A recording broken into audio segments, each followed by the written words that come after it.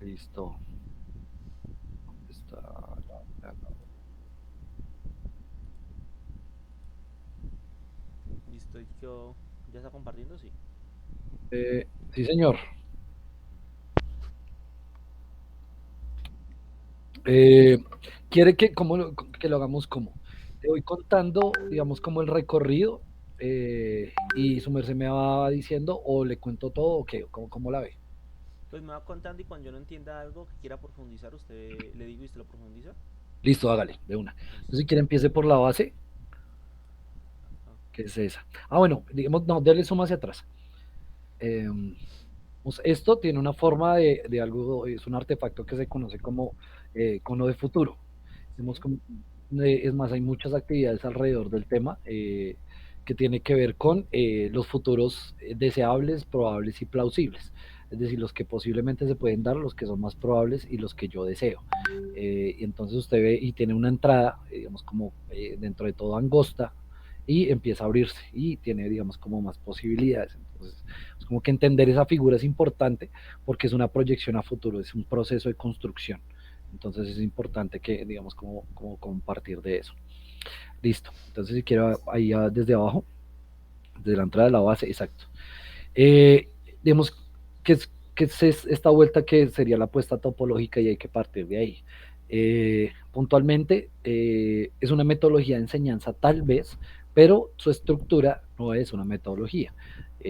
Porque efectivamente, digamos, como que tiene digamos, no, tiene un orden, pero no tiene un orden lógico lineal.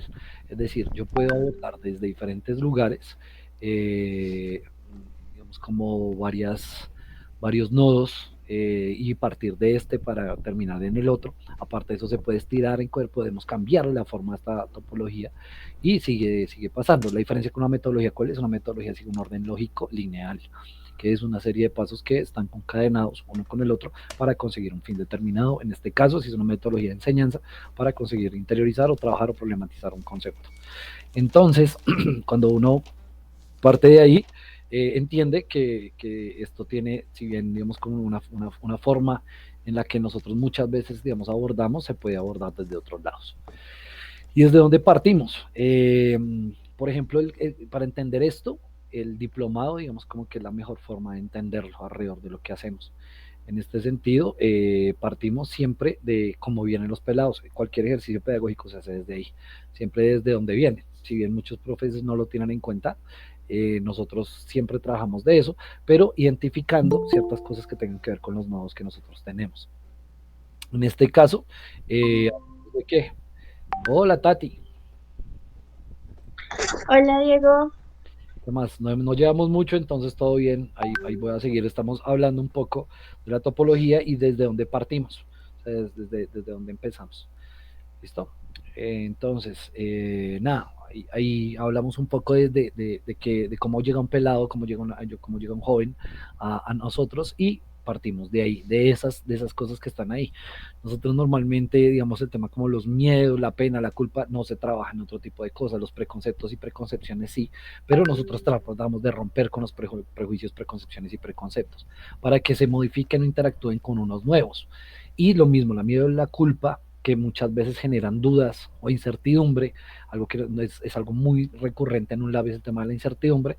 Entonces tratamos de hacer qué, desde el pensamiento crítico y desde el sentipensar, y que hablamos del sentipensar, básicamente el tema del sentipensar tiene que ver con, yo les hablaba un poco de, no sé si era ustedes, de problemas, y el primer momento para abordar un problema es sentir el problema, sentir cómo afecta, qué afectaciones tiene, cómo me hace sentir, y en el caso, digamos, de esto, es darle posibilidad de aprender desde lo emocional. Nosotros lo trabajamos mucho, lo hemos trabajado con ustedes, permitirse el pensar, llega a ser un ejercicio de formativo porque me lleva permitirme el sentir, me lleva a pensar de otra forma.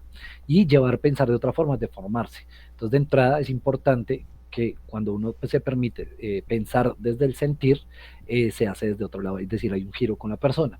Y eso me permite a hacer diferentes cosas, como la sensibilidad, permitirse eso, y empezar digamos, a hacer un proceso de, de ver las cosas desde otro lado y aprender a dudar.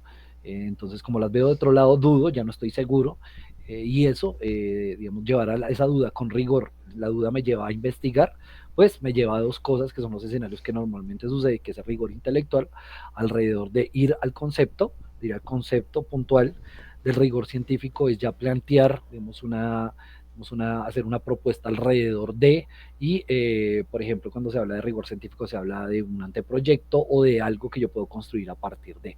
Es decir, primero, digamos, como que rompo con cierto tipo de cosas desde el rigor intelectual, posteriormente, es que no alcanzo a leer, Heiber, hágale suma al rigor, donde dice rigor intelectual.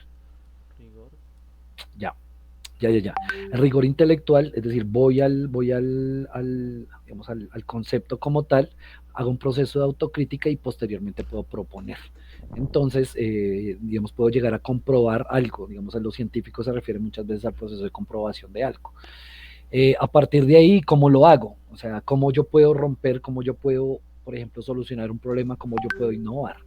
Digamos, una de la única, o sea, la que yo más necesito para eh, solucionar un problema, por ejemplo, y más desde este lado, o solucionar una duda, o una inquietud, o un miedo, o romper un prejuicio, inclusive, que también llega a ser una solución de un problema, es el tema de la información.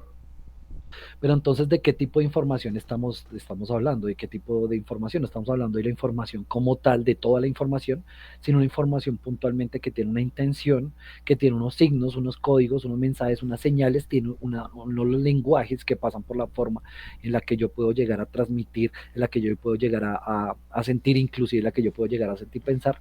Entonces, esa información me permite solucionar problemas, innovar, romper los prejuicios, llegar al rigor científico inclusive, y eso solamente se hace a partir de la eliminación de la doble moral. Cuando nosotros hablamos de rigor intelectual tratamos de eliminar la doble moral. ¿Por qué? Porque puntualmente yo me posiciono, pero después de conocer. Entonces, si yo no conozco, cuando yo no conozco algo, lo que sucede es que yo tengo un prejuicio y lo juzgo a partir de lo que conozco previamente. Entonces, lo que tratamos de hacer un poco es partir de la eliminación de la doble moral para llegar al rigor intelectual, utilizando el lenguaje, la información, que es esta que está mencionándose acá, y eso nos lleva a que cuando tenemos rigor intelectual, cuando eliminamos la doble moral, hay un proceso de rompimiento. Y es un proceso de rompimiento en principio de prejuicios, y posteriormente los prejuicios llegan a ser un pensamiento que tengo previo, y los paradigmas llegan a ser, digamos, muchas veces modelos de verdad de una sociedad, es decir, afirmaciones como la inferioridad racial, o afirmaciones como el tema inclusive el consumo de cannabis, por ejemplo, tiene una serie de prejuicios muy grande, y cuando un paradigma muy grande, perdón, y entonces cuando uno va al rigor intelectual, cuando uno efectivamente hace una hipótesis, una tesis a partir de la información, ¿qué es lo que hace? Uno empieza a romper paradigmas, ¿sí? Cuando uno rompe paradigmas, y me imagino que allá hablas de los paradigmas científicos y demás, pero más allá, digamos, de ser énfasis en eso, las personas a lo largo de la historia han roto paradigmas y han cambiado la sociedad como tal. Cuando uno, digamos, un rompimiento, un paradigma fuerte fue, por ejemplo, el tema de la diferencia entre la religión y la ciencia, por ejemplo, fue una ruptura súper grande, y eso llevó a un escenario completamente de realidades diferentes. Entonces eso hace que, digamos, los paradigmas sean una forma también de analizar la sociedad en diferentes momentos de la historia. Entonces, cuando uno habla de paradigmas científicos, los de Thomas Kuhn, de premodernidad, modernidad y posmodernidad, lo que habla es de un cambio radical alrededor de la ciencia, en unos momentos determinados de la historia. ¿Cómo se hizo? Muy desde el rompimiento de paradigmas. Entonces es importante tener en cuenta eso. Así que le subamos ahí un poquito para después de exactamente. Listo. Entonces, rompo paradigmas, elimino la doble moral, hago un proceso de pensamiento crítico, dudo con rigor, utilizo la información, y entonces, ¿qué es lo que hacemos? Y digamos, desde la metodología, digamos, una de las partes es solucionar problemas complejos, más que solucionarlos, perdón, enfrentarlos. Y para entender, como por qué un problema es complejo y por qué yo me puedo más que solucionar, enfrentar, es importante tener en cuenta varias cosas. Entender de digamos, desde dónde estamos parados y, digamos, como el enfoque sistémico de entender cómo estamos en la realidad como un sistema que está interconectado entre sistemas y que hay sistemas y hay problemas simples, complicados y complejos y empezar a atender la complejidad a partir de no comprenderla, de saber que la complejidad es la única forma de abordarlos desde una mirada multidisciplinar, transdisciplinar, no única, no desde el, digamos, desde solamente, digamos, un enfoque, una mirada, sino de una diversificación, desde también desde el tema que no se puede solucionar de un momento a otro, que son una cantidad de soluciones simples sumadas a un problema complejo, que requiere de una cantidad de sinergias enorme para poder enfrentarlo y solucionarlo.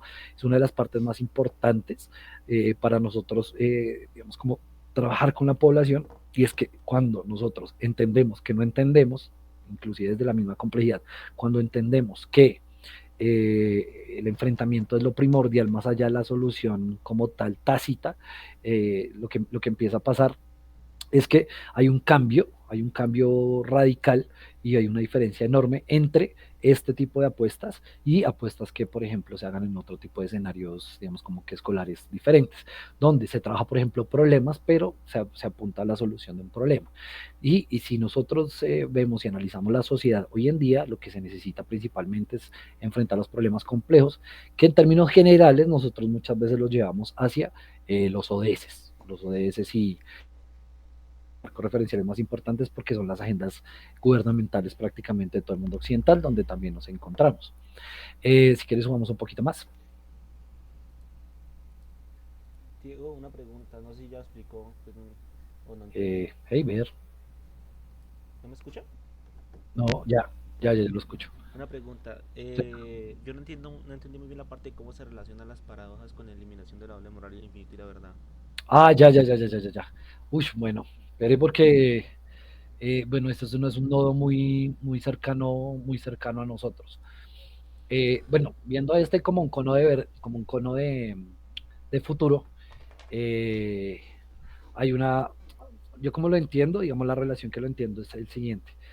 La eliminación de la doble moral busca digamos, y tiene más o menos un enfoque alrededor de tener un rigor y más, digamos, como que el rigor alrededor de lo científico, posiblemente buscar, es que no sé si digamos, sea buscar una verdad como tal, porque no podría hablar de verdad, no se podría hablar de verdades, posiblemente inclusive es un concepto que es bastante problemático. Si hacemos la relación entre verdad e infinito y en la mitad la paradoja, lo que sucede es, digamos, una paradoja, pues es un elemento en lo que usted básicamente, digamos, como que es algo, no sé cómo decirlo, quiero ponerle un ejemplo de paradoja. Eh, no tiene mucha lógica, es decir, no sigue una lógica tradicional, sí, por decirlo de alguna forma. Asumir y construir la verdad desde la paradoja lo que nos permite es hacer una cosa, tener prácticamente un infinito, porque no sigue una lógica lineal y formal. Eso tiene que ver directamente digamos, con el tema de la información, el rigor tiene que ver, eh, porque pues efectivamente, digamos, lo que tratamos de hacer un poco es romper con la, digamos, la lógica que normalmente se lleva a cabo. Aquí más adelante habla un poco de estética de la complejidad y habla de otro tipo de ejercicios y creo que queda más claro. Soy muy franco, yo no pondría esos tres aspectos en eso. Tiene mucho que ver con las posibilidades de crear infinitos y adyacentes posibles a partir de la verdad y de ir frente digamos, entender la realidad como algo no lineal, porque pues en realidad no lo es. No sé si me va a entender. Pues sí, o sea, lo que yo más o menos entendí es como, siempre se está buscando la verdad, porque pues no hay una verdad, ¿cómo se llama? Contundente. Exactamente, entonces son como un infinito de verdades. Ajá. Y algo importante, el tema de la paradoja es importante en la mitad, porque la paradoja tiene que ver con lo que no es, digamos, no sigue la lógica tradicional. La complejidad no sigue la lógica tradicional, por ejemplo. Entonces, cuando hablamos de verdad, no seguimos esa lógica tradicional, nos da, digamos, una cantidad infinita prácticamente de pensamientos y de posibilidades. ¿Sí, Heiber? Sí, sí, sí, listo, listo. Listo. Listo. Entonces, vamos a enfrentarnos a problemas complejos, o vamos un poquito más. Hasta ahí. Listo. Vamos a enfrentarnos a problemas complejos. Y hay algo importante. Desde lo que sucede normalmente en la educación tradicional, son procesos anestésicos, y se menciona, y hoy en día lo mencionamos mucho, es anestesiar a las personas. ¿Por qué? Porque normalmente enseñan no a dudar, primero, sino al contrario, a obedecer, a debemos explorar y no y hacer lo mismo, a cumplir una serie de metas y objetivos que son definidos, que son iguales, que son estandarizados. Y entonces, ¿qué es lo que sucede? La persona lo que hace, en vez de ser una persona que proponga, que sienta, que se mueva, es como que tiene un proceso, por el contrario, de anestesia bien grande. Entonces, cuando hablamos de estética, la complejidad es entender y partir de, eh, entender desde la complejidad, que, por decirlo de alguna forma, el tema de lo sensible es importante, que también hay una serie de sentimientos y sensaciones que son importantes tener en cuenta por fuera de la lógica tradicional lineal, y que, digamos, esa forma y esa mirada, digamos, es importante a la hora también de proponer, porque cuando hablamos de estética hablamos de sensación, y cuando hablamos de sensación, efectivamente lo que queremos es desanestesiar un poco, digamos, esa sensación, a partir inclusive de las pasiones. Entonces queremos un poco romper con ese aspecto del adormecimiento y la anestesia que normalmente hemos tenido. Y entonces, ¿qué es lo que hacemos? Primero le damos paso a esa estética, a esa sensación, a ese sentir de que no sé, de esa incertidumbre, aceptarla, adoptarla, y una forma de la que nosotros tenemos para enfrentar esos problemas complejos y de comprender un poco esos problemas, tiene que ver con la lectoescritura fractal. ¿Por qué? Porque la lectoescritura fractal prácticamente lo que me permite a mí son dos cosas. Esa herramienta funciona para investigar e indagar algo que no conozco de una forma rápida, es decir, leer y escribir, hablar y escribir de una forma rápida. Y aparte de lo que conozco, como no tiene una finitud, como tiene una complejidad muy alta en la elaboración y demás, eh, uno puede identificar patrones. Y entonces, ¿qué es lo que sucede? Cuando uno enfrenta un problema complejo, y qué relación tiene con los fractales y con la identificación de patrones, cuando uno enfrenta un problema complejo, ¿qué es lo que hace? Uno sabe que el problema no lo va a solucionar, pero se identifica patrones. Hago un ejemplo: el feminicidio, por ejemplo, o es más, la violencia basada en género. Uno no, o sea, entiende que el problema se soluciona de una forma muy grande, que tiene una cantidad de implicancias, pero uno empieza a identificar patrones. Entonces, por ejemplo, un patrón puede ser, eh, no sé, el patriarcado y los efectos que tiene alrededor de la política, por ejemplo. Entonces uno ve que efectivamente hay una diferencia enorme entre la participación política de los hombres y las mujeres. Uno lo identifica desde ahí. ¿Cómo lo conozco? ¿Y cómo hago para conocerlo? Posiblemente desde la lectoescritura fractal. Entonces, alrededor de empezar a fractalear, empezar a conectar, identificar patrones, posiblemente esto me lleve a entender un poco esos patrones para enfrentar, digamos, de una manera mucho más certera los problemas complejos que se tienen. Y entonces, ¿qué es lo que sucede? Nosotros necesitamos solucionar el problema y entre comillas, enfrentarlo, perdón, necesitamos enfrentar el problema, y para eso necesitamos algo importante, que es no hacer lo mismo que normalmente se hace. Es decir, desde el proceso de anestesia que se tenía antes, sentir y entender que no se puede hacer, no se puede solucionar, no se puede solucionar ni abordar un problema si se hacen las mismas cosas. Entonces, puntualmente a ese proceso de tratar de tener una diferenciación con lo que normalmente se hace, tiene que ver con qué, con innovar, lo que nosotros normalmente conocemos como innovar. Y ahí hablamos de las habilidades para innovar, que digamos, hoy en día se está haciendo más énfasis ni siquiera en las cuatro habilidades que ya conocemos, sino las habilidades socioemocionales, y las habilidades que son un poco más amplias, que tienen que ver con qué, con no solamente tener la capacidad de realizar cierto tipo de cosas, sino de sentir o de afrontar o de tener otra actitud alrededor de.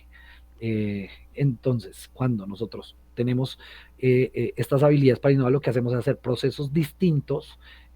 Cuando desarrollamos eso con los pelados es hacer procesos diferentes. ¿Para qué? Para efectivamente enfrentar el problema, enfrentar ese problema de una forma diferente, sintiéndolo de otra forma diferente, con una actitud diferente, y eso conectándolo con la posibilidad de sentir y la posibilidad de crear desde la pasión, lo que hace es crear artefactos, es crear, es hacer creaciones que efectivamente están ligadas posiblemente a la solución a un problema complejo. Es decir, ahí es donde se encuentra como la unión entre esas dos cosas.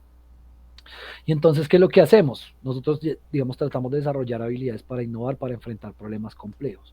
Y entonces, o sea, ¿cómo ya materializamos eso? Es decir, ¿qué herramienta utilizamos para ya conocer, o sea, ya enfrentarme al problema, saber que puedo identificar patrones, que no lo puedo solucionar solamente, que tiene unas características, puedo llegar a leerlo, digamos, de una forma fractal, puedo llegar en ese proceso a desarrollar habilidades para innovar, ¿qué hacemos para, digamos, como materializar, transformar o alimentar esto? Entonces, partiendo y relacionándolo con la información, no hablamos de toda la información, sino hablamos de una información específica que se traduce en este caso en un lab, en unos lenguajes que para qué nos sirven, transversalizan. ¿Y qué es transversalizar? No tener una frontera específica entre uno y otro, sino por el contrario, hay una frontera mucho más amplia. No, perdón, no hay una frontera mucho más amplia, sino la frontera se elimina. La frontera puede que exista, pero yo voy y vengo. Entonces, en el caso de, por ejemplo, nosotros en un lab, ustedes se dan cuenta que, por ejemplo, las sesiones de máquinas, si bien la gran mayoría es de máquinas, pero muchas veces toca otro tipo de elementos o de herramientas o de conocimientos. También los lenguajes nos sirven no solamente para, digamos, categorizar un poco ese conocimiento vasto desde las pasiones y de lo que ustedes quieren hacer, sino que también funciona para darle un enfoque. Es decir, cuando yo tengo un enfoque alrededor de los lenguajes, también puedo llegar a profundizar mucho más, por ejemplo, artefactos y creaciones. Entonces, pues desde ese lado como que también funciona. Pasemos allá a la última parte de BioHaver. La última parte hacia dónde es acá. Ah, O... sí, señor, sí, señor, sí, señor, hasta ahí. Listo. Una pregunta, usted habló de la antifragilidad y la antianestesia. No, no, listo. Entonces póngale cuidado. Ay, jue madre, me pasé por ahí, me pasé y no Lo los que vi. pasa es que yo antifragilidad la investigué y solo simplemente me mandaba un libro que escribió, creo que era un francés en el Así, 2012, pero antianestesia no encontré mucho listo, sobre... póngale cuidado. Breve. Entonces, ¿qué es lo que pasa con el sistema educativo tradicional? Nos anestesia, nos duerme, nos adormece, o sea, sí, normaliza lo normal. Cuando se habla de lo normal, se habla de eso, es decir, de cumplir con cierto tipo de cosas, muy de Wall de Pink Floyd, eso es lo que hace. Eso es que un proceso anestésico. Entonces, cuando hablamos de un proceso anestésico, hablamos de qué? Que precisamente nos durmió. Cuando uno se pone anestesia, nos duerme. Entonces, para digamos, poder entender y poder romper con eso, hay que darle paso a qué? Al proceso sensible, al proceso de la pasión, de la estética. En este caso estamos hablando de estética de la complejidad porque también nos enfrentamos a problemas complejos, porque entendemos que no entendemos también desde el sentir y porque tenemos un cambio desde la misma deformación. Pero entonces hay una cosa importante. Las habilidades, por ejemplo, son muchas veces capacidades. El pensamiento crítico es una capacidad analítica, la creatividad es una capacidad creativa, de creación, el trabajo colaborativo es la capacidad con los demás, el trabajo las habilidades comunicativas tienen que ver con la forma que yo me comunico, pero digamos como algo relacionado y a la par de lo que nosotros hacemos, tiene que ver con qué, con primero romper con la anestesia, romper con lo que tradicionalmente se hace en la educación tradicional, que es anestesiar y dormir. Por el contrario, despertar la sensación, despertar la emoción, despertar la pasión. Y tiene que ver con qué, con un proceso de sensibilización apuntándole hacia la vida, hacia siempre la innovación desde y para la vida, y con algo muy importante que posiblemente yo sé que Heiber lo ha abordado muchas veces, pero como concepto posiblemente no, que es la antifragilidad.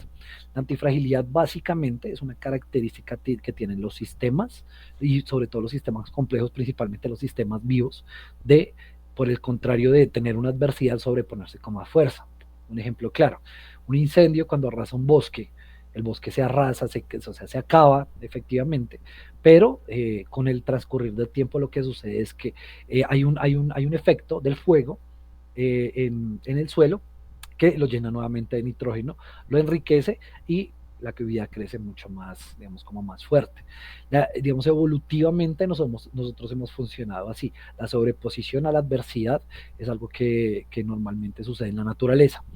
Nassim Taleb lo plantea, lo analiza desde la naturaleza, pero también lo plantea como nosotros, como primero aceptamos el error, es algo muy recurrente en nosotros. Segundo, a partir del error lo que hacemos es ya no cagarla, sino cagarla con rigor y robustecernos a partir de él, de la dificultad, de lo difícil, del error. Desde ahí, digamos, como que nos robustecemos. ¿Sí queda claro? Sí, sí, ese era al mismo concepto que yo llegaba de antifragilidad, como fallar Ajá, para hacerse robustecer. más fuerte, aprender de los errores. Solo que la antinestesia fue una palabra que no encontré mucho significado y pensé que venía de algún lado en especial. Breve. No, y es un concepto que sí tiene trasfondo, pero no es un concepto muy utilizado. Antifragilidad sí, aunque aún no está muy extendido, solamente lo extienden a las ciencias sociales por ahora, pero es un concepto, wow, muy áspero. Es más, nosotros todo el tiempo, digamos, tratamos de que todas las sesiones, digamos, por ejemplo, el tema del error, la invitación a equivocarse, es algo que se insiste muchísimo. Listo, sígale. Listo, en el último conito. Ah, espéreme ahí. Identificación de patrones. Entonces, identificamos patrones a partir de la lectoescritura fractal. Y entonces, ¿qué es un patrón? Un patrón son un conjunto de relaciones dentro de un sistema. El ejemplo que yo ponía ahorita, la brecha tecnológica, por ejemplo, la brecha tecnológica es una cantidad de patrones que existen dentro de una sociedad, tienen un conjunto de relaciones, por ejemplo, entre personas, hombres, mujeres y otro tipo, digamos, de personas que a su vez se reúnen, digamos, en una especie de conjuntos que, digamos, tiene que ver con sistemas que tienen partes, funcionan, se quitan, se ponen, cambian, se mueven, que a su vez, digamos, como que forman subsistemas y que digamos, como que una de las formas, uno de las posibilidades para poder abordar este aspecto tiene que ver con, espérame que es que me salí, espérame, tiene que ver con los lenguajes y cómo los lenguajes no solamente, digamos, hablamos de lenguajes como lenguaje verbal, sino como la comunicación, o sea, es decir, la forma en la que yo me comunico, no necesariamente verbalmente. En este caso se relaciona con eso, es decir, las relaciones que yo puedo tejer alrededor del relacionamiento. Los lenguajes lo que hacen es relacionar. Y entonces cuando hablamos de lenguajes, hablamos puntualmente de un relacionamiento, por decirlo de alguna forma. Eh, y a partir de esos lenguajes, de esa descripción, porque pues los lenguajes lo que hacen y sirven es para describir conjuntos, conjuntos de sistemas, conjuntos de relaciones y patrones, hay metalenguajes que abordan también la forma en la que nosotros, digamos, por decirlo de alguna forma, afrontamos, eh, afrontamos esos patrones y esas relaciones. Tiene que ver también, o sea, es decir, los lenguajes me describen y los metalenguajes me hablan del cómo normalmente yo lo puedo hacer. Eh, y eso, a su vez, cuando yo describo patrones, relaciones, sistemas, subsistemas, cuando yo analizo la forma en que lo estoy haciendo, ¿qué es lo que puedo llegar a hacer? Hacer procesos cognitivos, por decirlo de alguna forma, de aprendizaje, donde yo analizo, donde yo digamos, como que aumento mi conocimiento, por decirlo de alguna forma, alrededor de esos patrones. Es decir, la heurística básicamente es ese intento por aumentar el conocimiento. Y la metaheurística tiene que ver con la forma en la que efectivamente se da ese proceso. Como yo bueno, tiene que ver con la computación general, o sea, es decir, eso es algo relacionado con esas lógicas, ¿no?, computacionales que habla muchísimo Freddy, pero para entenderlo y aterrizarlo, digamos, a lo que nosotros normalmente trabajamos, toda esta relación tiene que ver con la comprensión de esos patrones y relaciones que posiblemente se puedan identificar en un fractal, que los lenguajes me ayudan a identificar y a relacionarme con ese fenómeno, los sistemas a clasificarlo, los conjuntos a encerrarlo, las heurísticas posiblemente a llegar a comprenderlo, aumentar el conocimiento alrededor de él y alrededor de la metaheurística tiene que ver con la forma en la que yo, digamos, puedo llegar inclusive a resolver un problema alrededor de todo lo que yo pude llegar a identificar, es decir, optimizo el conocimiento para poder llegar a solucionar un problema. Estas relaciones, soy muy franco, normalmente nosotros no las trabajamos como nodos. O sea, las entendemos, entendemos un poco de a qué van, pero no las trabajamos como nodos, por ejemplo, transversales, como si las habilidades, o como si los lenguajes, o como si la innovación, o como si otro tipo de nodos. ¿Listo? Creo que falta el último cono, el de la izquierda. Listo. No sé, ahí creo que están las revoluciones científicas. No, revoluciones industriales, creo. Ah, no, sí, científicas. Están científicas, Revoluciones. energéticas, tecnológicas, Listo. matemáticas. Si quiere hagamos una cosa. Yo no voy a abordar, no sé si estas tenga muchas preguntas. No, de las revoluciones no, era más que todo la entrefiabilidad, era Listo. como este inicio acá. Listo. Vamos al último cono. Ahí, el S, ahí. Entonces, vea, recopilo. Si quieres, achiquítelo y ahorita le haces un ahí. ¿A dónde? Listo. Ahí todo. Listo. Vale, cuidado, así en 15 segundos. Partimos de curiosidad, preconceptos, preconcepciones. Tratamos de, desde el pensamiento crítico empezar a dudar, ir a rigor intelectual, romper prejuicios, romper paradigmas. Y en ese caso, rompiendo paradigmas desde la utilización de la información, desde la filtración, digamos, desde el entendimiento de señales, códigos, digamos, aspectos de la comunicación, pasamos a enfrentar problemas complejos, entendiendo un poco, digamos, como que un problema complejo se puede enfrentar y tiene una serie de características, entre ellas, y una de ellas es el tema de lo que puede llegar a hacer sentir, de lo que se hace, de lo que siente uno a partir de, digamos, de saber y de aceptar la incertidumbre, de entender la complejidad de otro lugar, también de explorar posiblemente desde los fractales para identificar posiblemente patrones que me lleven a plantear alternativas diferentes a lo que normalmente se plantea, que tiene que ver mucho con innovar, y para esto hay que desarrollar cierto tipo de habilidades que me permitan a mí ver las cosas desde otra forma, afrontarlas desde una forma de hacer y también una forma de sentir.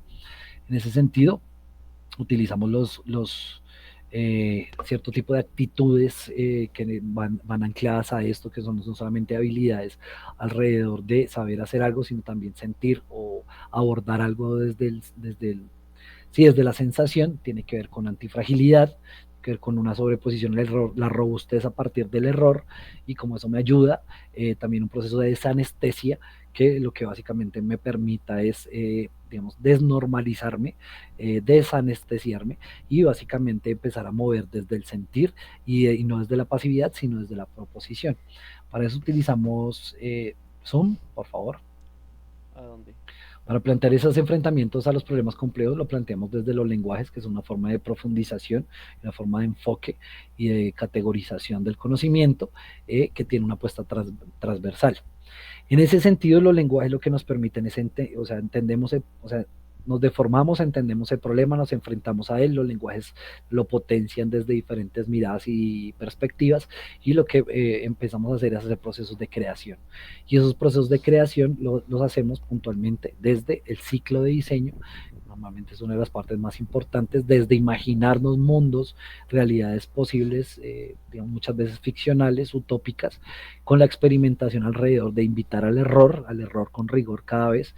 Y eso, digamos, como que apunta a qué, a que después de todo este proceso de creación, posiblemente nos acerquemos y abordemos soluciones a problemas complejos que tengan que ver con la pasión, que tengan que ver con el sentir, que tengan un ciclo, digamos, de creación, y que efectivamente le apunten a qué, solucionar problemas complejos. ¿Y qué sucede si nosotros logramos que la sociedad como tal solucione problemas complejos?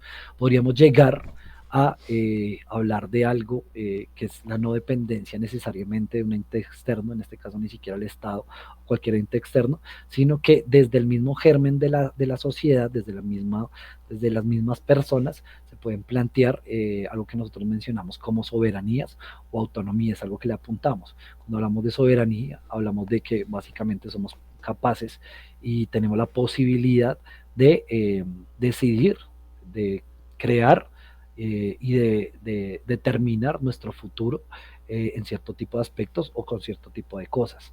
También tener un proceso de efectivamente de organización desde la autonomía para hacer un proceso de antifragilización y robustez. Cuando tenemos más autonomía somos más robustos porque no dependemos de un agente externo. ¿Y qué tiene que ver todo esto con el tema de la economía? Cuando hablamos de economía, no hablamos normalmente de solamente una ciencia que estudia la asignación de recursos escasos como normalmente se aborda, sino estamos hablando puntualmente, como se menciona dentro de este espacio topológico, la economía es el cuidado de la casa, es el cuidado de cierto tipo de cosas de nuestra realidad, de nuestro lugar, porque puntualmente, digamos, etimológicamente sería la definición de eso, de cuidado de nuestro lugar, alrededor de economía. Y hablamos de economía ecológica, economía de la energía, de la complejidad, del conocimiento y de la información, que hoy en día vemos como que más allá de que sencillamente la economía sea una forma de analizar el tema económico netamente desde lo monetario, desde todo ese tipo de cosas, tiene que ver con precisamente cómo nosotros nos relacionamos entre nosotros y con nuestra casa, nuestro hogar, que en este caso pues la realidad donde estamos, y eso es marcado dentro del momento que estamos viviendo hoy en día, que es la cuarta revolución industrial. Todo este recorrido, si quieres subamos hasta lo último,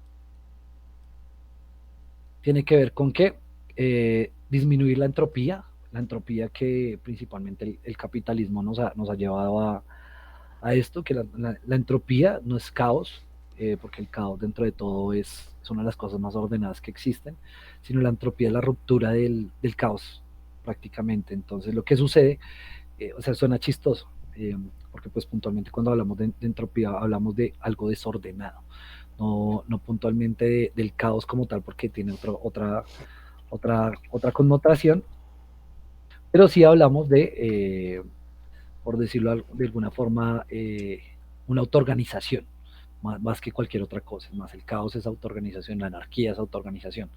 Es más, digamos, los sistemas anárquicos son los que menos entropía tienen, que son los sistemas más autoorganizados. ¿Y para qué hacemos esto? Para ir en contra de las lógicas tradicionales que nos han llevado al caos que tenemos hoy y para hacer la vida posible, innovando desde para la vida y soñándonos o creando nuevos mundos posibles. Eh, y listo. No sé cómo la vean, si tienen más preguntas o qué. Pues de pronto centrar un poco algo acá, ¿no? Porque pues yo más o menos lo estuve viendo y no tengo tanto, pero de pronto los canales de la grabación quieran algo sobre... Pues mire, yo, si quiere haga sumen que se vean los títulos de las cuatro. No voy a hacer Es que están énfasis en como muy cada uno. conectadas todas, entonces es como una especie de Sí, fractal así sencillo, así, entonces déjelo de así entender. como está. Es que ahí se ven, ahí se ven, ahí se ven. Listo. Listo. ¿Y por qué todas están conectadas? Porque efectivamente, espere que no estoy viendo. Que no entendió lo de la economía, Tatiana, que lo vuelve a retomar. Listo. Espérame un segundito. Deme, deme un segundito que me están llamando. Un segundito, un segundito.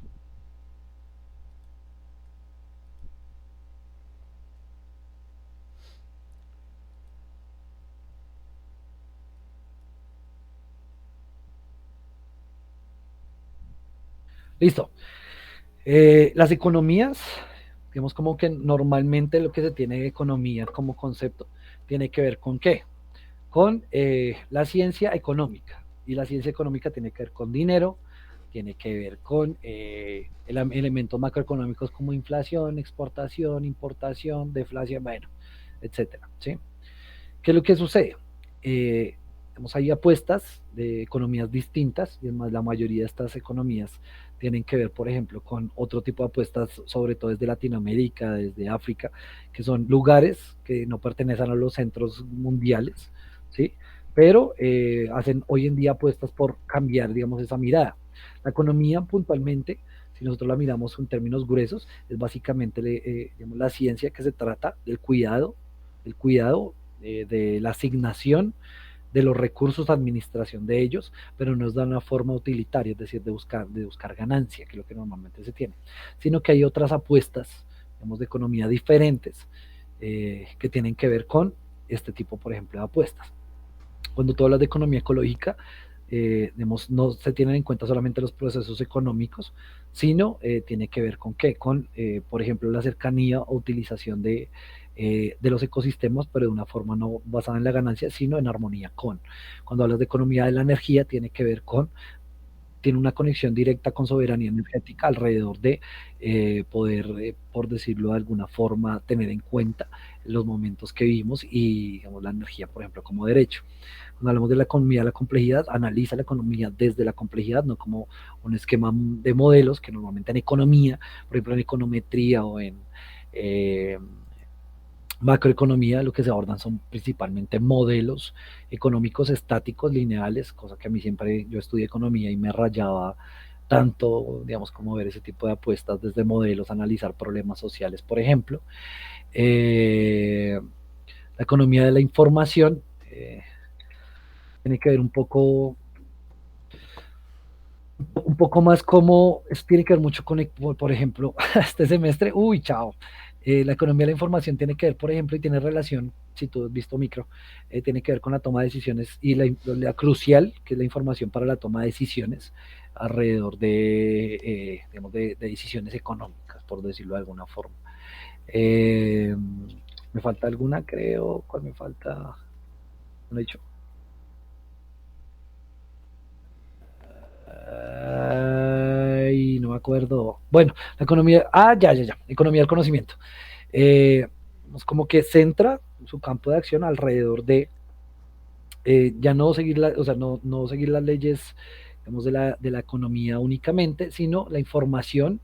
eh, Tiene que ver mucho con la información. En todas tiene que ver con la información, puntualmente energía es información, pero que la economía del conocimiento básicamente o sea, pone un papel preponderante la información y la utilización de ella para la generación de ganancia. Es distinta a la economía de la información, eh, porque, digamos, la del conocimiento trabaja muchísimo con información, por ejemplo, producida académicamente, o información que es construida colectivamente, y la economía de la información, digamos, que tiene una información un poco más amplia alrededor de, por ejemplo, sistemas informáticos, datos y otro tipo de cosas. Listo. Si quiere pongan, sí, Tati, ahí más o menos. Uy, cita macro, mis bendiciones, madre. Listo. Eh, entonces, las revoluciones. Les voy a hablar puntualmente de revolución industrial, de las revoluciones científicas, es más, ni siquiera, les voy a hablar puntualmente ni siquiera de estas revoluciones, sino de otro tipo de análisis de revoluciones que se pueden dar. Entonces, vamos pasando la primera, segunda, tercera y cuarta, básicamente, es una transformación, una revolución que es una transformación estructural. Cuando ustedes hablen de revolución, hablen de un cambio estructural. ¿Sí? Cuando hablen de coyuntura, se habla a mediano plazo, es decir, de una situación, un momento donde sucede algo, la Segunda Guerra Mundial, por ejemplo. Ese es un momento coyuntural. Y un acontecimiento es algo muy puntual. Entonces, ahí miramos mediano, miramos corto, mediano y largo plazo. ¿Sí? Lo de corto plazo tiene que ver con el acontecimiento, no sé, el Bogotazo es un acontecimiento, la coyuntura es la época de la violencia y digamos como que una revolución puede ser, por ejemplo, no sé, la revolución rusa o digamos las independencias latinoamericanas, por ejemplo, ese tipo de cosas, uno puede ver una revolución, cambia muchísimo. Por ejemplo, el Internet en algún momento en la historia va a ser como va a ser una revolución por sí misma, por ejemplo, este momento que vivimos. Si bien ya hay unas categorías por ahí, pero en sí mismo este es un momento de cambio brutal, que todavía de pronto no percibimos tanto. Pero entonces, hablando de estas y hablando de la cuarta revolución industrial, ¿qué pasa? Cuando hablamos de industria, hablamos de un concepto moderno, y cuando hablamos de moderno, tiene que ver con qué. Cuando hablamos de moderno, tiene que ver con una etapa, digamos, de la historia de la humanidad que viene más o menos, desde el siglo XV, del Renacimiento y el cambio de algo que empezó a suceder en el mundo, que fue el capitalismo. La industria nace con el capitalismo, con el sistema económico que hoy en día nos domina, y entonces cuando hablamos de industria hablamos de que un lugar especializado para producir. Antes hablamos de talleres, antes hablábamos un poco de lugares que eran disgregados, es decir, no estaban concentrados, por ejemplo, en la ciudad, sino estaban sobre todo en el campo para producir principalmente bienes agrícolas y primarios. No teníamos, digamos, como sociedad la necesidad de la urbe, de tener las ciudades, y entonces la industria viene ¿Y qué es lo que hace? Cambia absolutamente y radicalmente, eso es una revolución, la forma en la que producimos.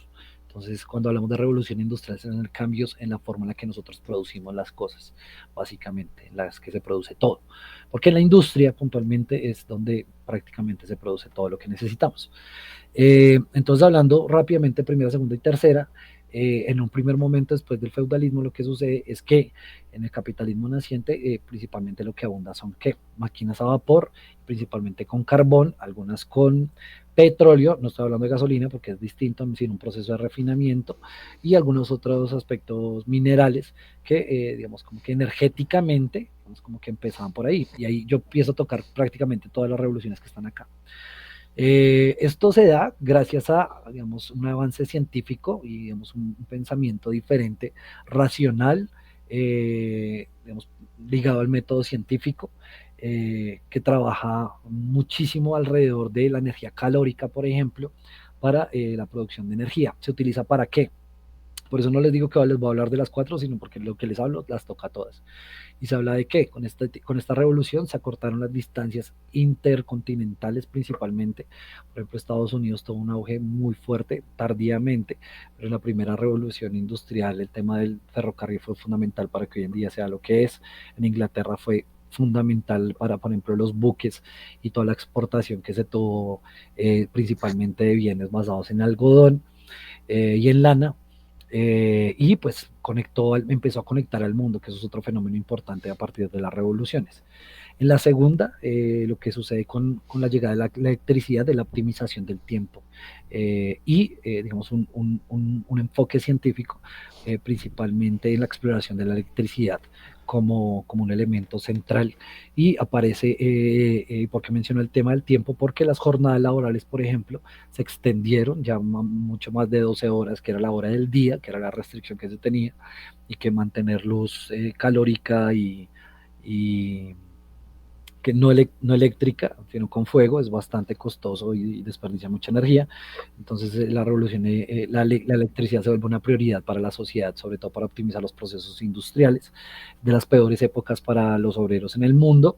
Eh, Sean procesos como el Fordismo, que son producciones en masa, se optimizan mucho los procesos en masa, para la producción de diferentes elementos. Se extienden las redes eléctricas alrededor de prácticamente de todo el mundo, y, digamos, el mundo, en ese sentido, empieza a tener cierto tipo de innovaciones tecnológicas que tienen que ver con todo lo que hoy conocemos como eléctricos, son precursores digamos, de varias de las cosas que tenemos hoy en día.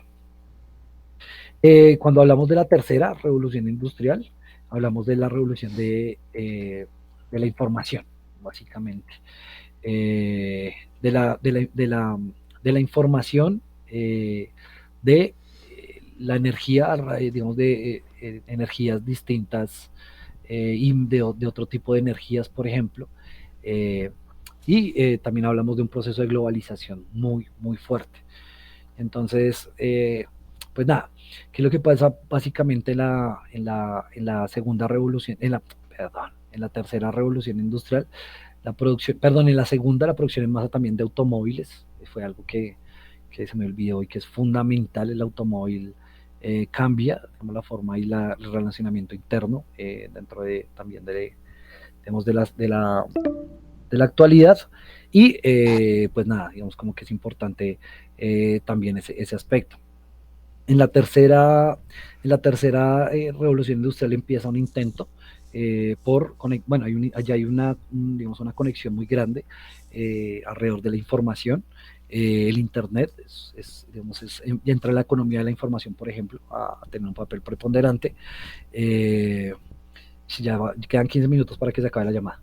Tiene un papel preponderante el Internet. También el tema de la exploración alrededor de energías renovables es importante. Hablamos de, por ejemplo, centrales eléctricas masivas. Hablamos de redes en Internet, de comercio en Internet. Y eso, digamos, como que cambia fundamentalmente la forma en la que se produce. En el escalamiento, por ejemplo, ya hay cadenas masivas de producción en masa, se sacan elementos de África, se llevan a América, se refinan, se ensamblan en Europa y se vende en Japón. Digamos como que se rompen las cadenas productivas nacionales, es como los últimos tiempos de globalización que tenemos, un mundo interconectado. Y entonces en la cuarta lo que estamos viviendo es que un cambio puntualmente, una interconexión más profunda aún, no solamente entre personas, sino entre sistemas vivos, no vivos. Entonces estamos hablando de inteligencia artificial, estamos hablando de redes neuronales, estamos hablando de robótica, estamos hablando de otro tipo de momentos, donde básicamente ya, digamos, se rompe el cisma eterno entre máquina y ser humano y se empieza a interactuar entre ellos. Y hoy en día, al cambiar esa producción y al cambiar todo lo que yo les estaba mencionando alrededor de la sociedad, pues lo que sucede básicamente es que las necesidades que tenemos como sociedad son diferentes. Hay una situación alarmante hablando de la naturaleza y entonces hay un cambio brutal alrededor de, digamos, de ese aspecto y de esa relación que tenemos como sociedad y la interacción que tenemos con la realidad. Listo, creo que eso es como un resumen muy sintético de las revoluciones y algunas se tocan desde lo científico, desde lo industrial, lo energético no lo profundizo tanto, no tengo, digamos, como todo el conocimiento para hablarles con rigor alrededor de eso, pero pues ese es un resumen muy puntual de eso. Entonces no sé si tengan más preguntas, Heiber y Tati. Yo no, yo ahí estoy bien. Ya me resolvió las dudas que tenía así por encima. Listo, listo, listo, listo, Tati, listo, Heiber. Les pido disculpas porque estoy un poco no tan lúcido, ya hasta ahora la cabeza baila. Listo, listo. Bueno, listo yo, Heiber. Bueno, Todo hablamos bien. pues. Oiga, listo, hágale, listo. Gracias. Cualquier cosa, igual duda, síganme preguntando que igual si no las sé yo, se las consigo. Chao. Listo, listo, gracias. Bueno,